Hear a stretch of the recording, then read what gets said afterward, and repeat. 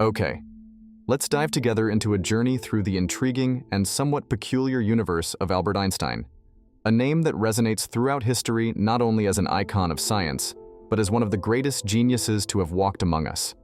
But what really makes Einstein such a fascinating figure? Well, apart from his iconic tousled hair, Einstein gave us not one, but two theories of relativity at the beginning of the 20th century, each more revolutionary than the other. Let's start with the theory of restricted relativity. Just imagine, it tells us that the speed of light, that electromagnetic field that illuminates our days and nights, is constant, no matter how fast you're moving. It may sound strange, right? You could be running at the speed of light, if that were humanly possible, of course, and the light would still be moving at the same speed as you. The universe has a way of making us question our own perception of reality. And it doesn't stop there. Restricted relativity also brought us the idea that the laws of physics are the same, whether you're in a rocket cutting through space at impressive speeds, or just shopping in the supermarket. Doesn't that sound a bit revolutionary? Yes, but Einstein, with his characteristic humility, said that restricted relativity was a good idea, but not something of genius. Well, I have to disagree with him here. This modest thought makes you wonder, what really defines a genius? Einstein believed that if he hadn't come up with the theory of restricted relativity, someone else eventually would have. The ideas were already in the air, so to speak, being debated by other physicists at the time. But wasn't it Einstein who tied them together, offering us a new way of understanding the cosmos? Imagine yourself floating in space, looking at the universe around you. Everything seems peaceful and majestic, doesn't it? But what if I told you that everything you see, all this stellar beauty, is influenced by something we can't even see properly? Yes, I'm talking about gravity, that mysterious force that keeps our feet on the ground and makes apples fall from trees. Classic Newton, right? But wait, Newton? Yes. Isaac Newton was the guy who explained gravity to us, and for centuries, we all thought he'd got it right. But then, at the beginning of the 20th century, along came a guy with messier hair than yours on a Monday morning, called Albert Einstein. Einstein looked at Newton's laws and said, "Very good, but what if?" And that's when everything changed. He introduced the theory of general relativity, a real game changer that turned our understanding of gravity upside down. Instead of just an invisible force pulling on things, Einstein showed us that gravity is the curvature of space and time around massive objects. Like, the Earth isn't just pulling the apple down, it's bending the space around it, and the apple is simply following the path of that curved space. Crazy, right? Now you might be thinking, okay, but did I really need something else to break my head apart from my favorite TV series? And the answer is yes. Because without general relativity, many of the things we take for granted today wouldn't work. I'm talking about GPS, satellites, and basically any technology that depends on a precise understanding of time and space. But the most incredible thing of all is to think that maybe, just maybe, if Einstein hadn't come along, we'd all be lost, literally, without a proper understanding of how to navigate our own planet. And to think that all this came from the mind of a man who, by his own admission, didn't wear socks. If that's not a reason to arouse your curiosity, I don't know what is. So, restricted relativity has an idea that sounds like something out of a science fiction movie. Space and time are not two different clubs, but members of the same team called space-time, with its 4 dimensions, 3 of space and 1 of time. This means that if you decide to run a little faster than normal, you not only move through space, you also move through time. Yes, that's right.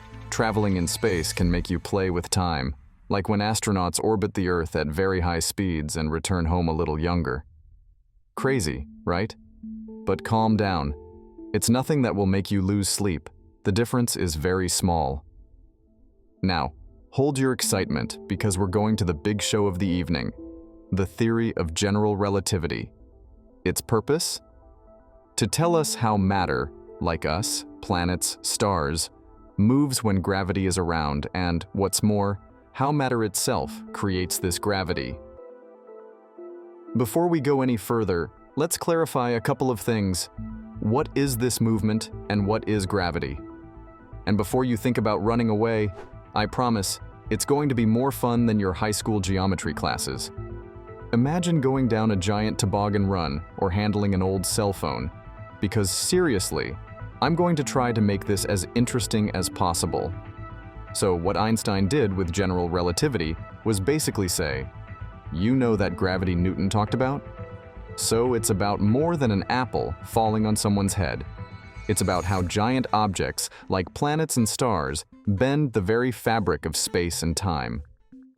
It's as if the universe were a trampoline, and each planet or star a bowling ball, making a curve right where it is. And we're like the smaller balls rolling towards the curvature.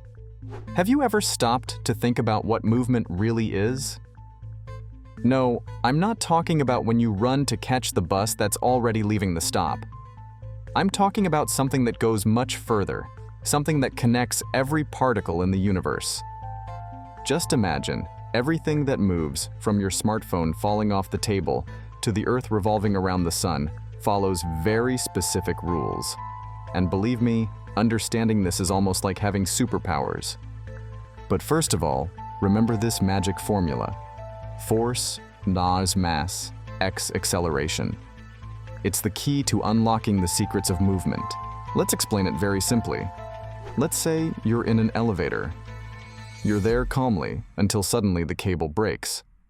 You and the scale, which was just there marking your weight, start to float. That's right.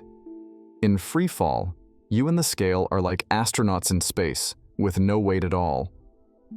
And here's the trick. In this situation, you have no way of knowing whether you're falling or floating in space.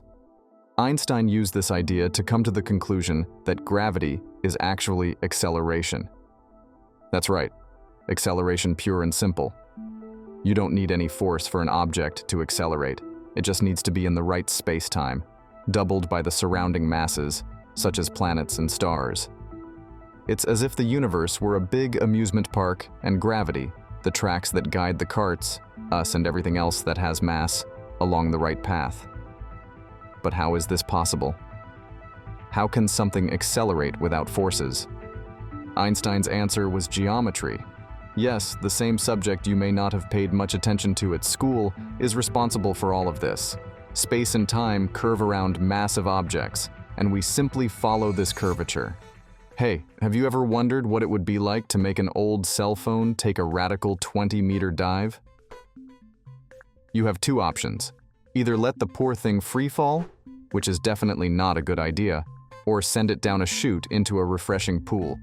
At first glance, it might seem that the only difference between a somersault and a fun slide is the temperature of the waiter at the end. But in fact, what really changes the game here is geometry. Yes, that subject you swore you'd never use again after school. In Einstein's universe, gravity isn't just an invisible force that stops you flying when you stumble.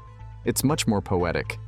Gravity is like the cosmic toboggan that guides everything, from old cell phones to planets and galaxies, through the universe.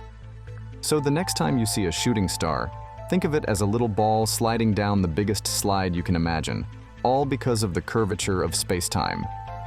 And speaking of space-time, imagine a stretched-out sheet. If you put a bowling ball in the middle of that sheet, it would sink, right? Now, if you roll a marble, it will move towards the bowling ball, not because it knows it's there, but because it's simply following the curvature of the sheet. This is Einstein explaining that we don't need mysterious forces to understand gravity. It all comes down to the geometry of space-time. According to general relativity, everything, from the jumps of old cell phones to the orbits of planets, doesn't need a magical force behind it. It's all a question of following the path that space-time gives us. That is, matter tells space how to curve, and the curve of space tells matter how to move. It's as simple as that. Einstein not only revolutionized the way we see the universe with this idea, but he also predicted things that sound like science fiction, like black holes and wormholes. It's as if he had given us a pair of special glasses to see the universe in a whole new way. I'm Paul Edward. Thank you very much for embarking on this journey with me. Until next time, and don't forget to look up at the sky from time to time. Who knows what else we might discover together?